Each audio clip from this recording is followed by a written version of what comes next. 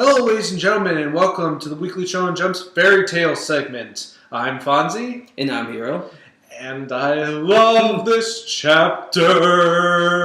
We need a musical. No. Damn it. Well, we don't have the funding for that. Hero and Fonzy show, the musical. That wouldn't be a very... I like this review. That would be as successful as Spider-Man on Broadway. I'd still go see it, though. And High School Musical. Fuck that musical. Well, they still went to go see that one anyways. Aside from that, like I said, this is a great chapter because there's only probably two main parts to this. After Gray does his little in-sync magic deal with the ice, we find out that once again, as from last week, that the flame is gone and all that's left is the altar. Or did it? Yeah, it kind of did, until a little spark was there. A little spark. A little spark, sure, why not? And they figured out that, magically Natsu can bring it back. And what does he do? He goes DBZ on the giant bee monster. Yeah, remember that giant one-eyed bee monster that I was telling you to be afraid of? Well, I don't think you'll have to be worried about that because literally he goes DBZ on it. It goes...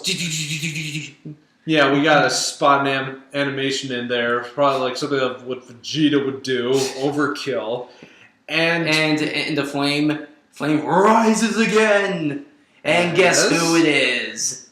The Eternal Flame Guardian, the flame that constantly burns forever, is our favorite fiery dragon, Atlas. Yep, and we're now at the present state. So now this is Atlas, who knows of Natsu's deal in the tournament and in the Dragon War, and now he's back. I cannot wait to see what he has to say about the last few years that has been going on.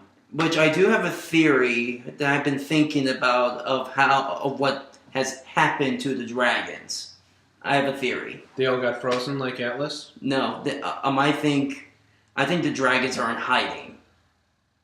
They must be the best hide-and-seek players on the planet. Because for one, there are two ways they can hide.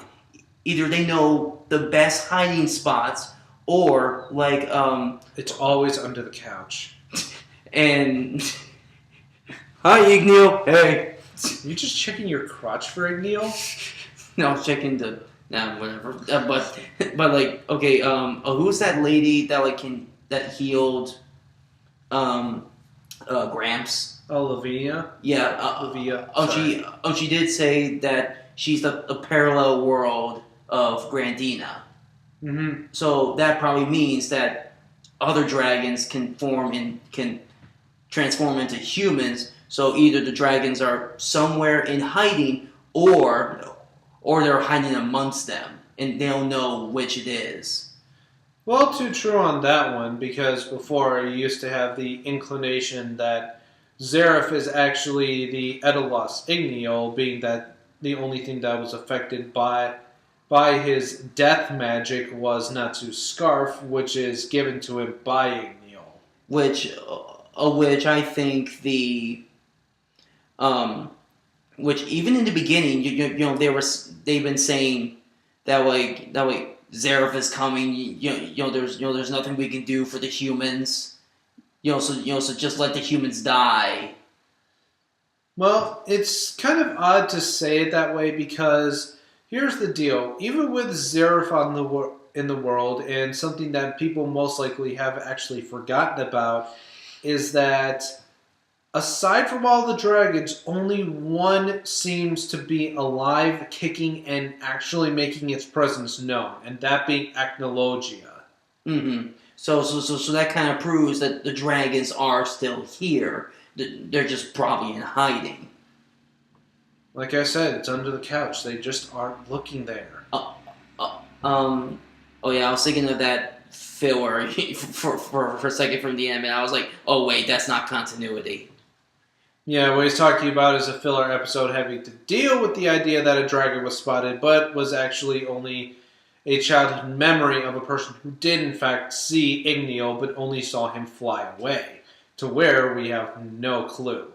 Yeah, and so yeah, we have two dragons that are now alive, and I wouldn't say they're alive because since dragons are magical, aren't they like ageless or something? I don't know. Zilcones is dead in the tournament under the city, so the only way that he was revived was via Wendy's spell. Mm-hmm. So they can die, but they probably need something very, very powerful to kill them. Mm-hmm. Which we have no idea because we don't know what Zilcones was killed by. And so I'm really hoping that in the next chapter that Natsu does pop the question, what happened to the dragons, and maybe he can explain it.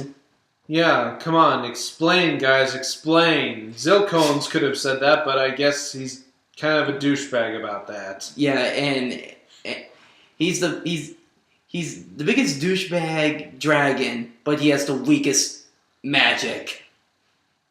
Just take I have the power to take your clothes away. I have the power to make you naked. Great, he's a porn star's best friend. Anyways, we're really excited for the next chapter, so we're going to end it here. And you guys better be excited for the next chapter too, because mysteries are starting to be revealed now. Yeah. So this has been Fonzy. And this is Hero. And we're signing.